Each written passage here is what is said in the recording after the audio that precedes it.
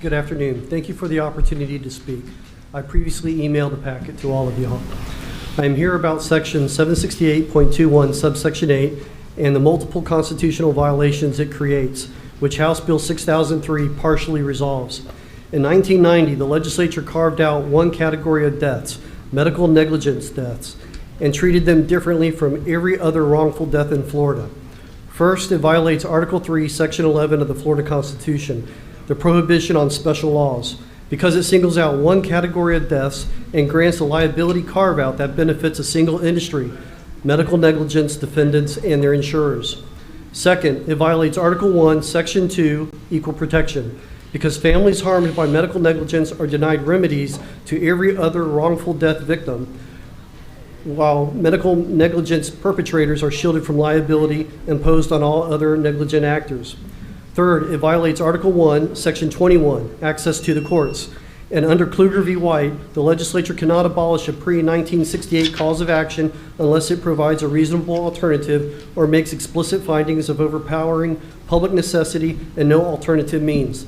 Those findings were never made. They were not in the staff analysis. They are not in the journals. They are nowhere in the legislative record, which you all were given.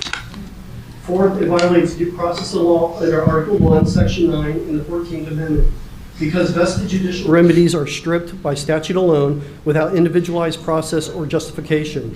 Fifth, it violates the separation of powers under Article 2, Section 3 of the Florida Constitution, because the legislature altered and extinguished judicial remedies without the constitutional justification required to do so. Past legislative actions only address fairness concerns. The constitutional violations I presented are newly identified. They have now been placed before both the legislature and the governor, and they remain unresolved. At this point, the issues are no longer matters of policy discretion, but constitutional compliance.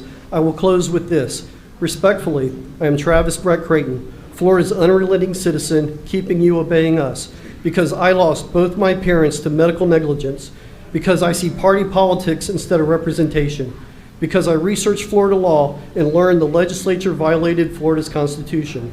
Florida Statute 768.21, subsection 8 is void ab initio, as detailed in the handout you received, because it is deserving and because finally I found my voice. Thank you.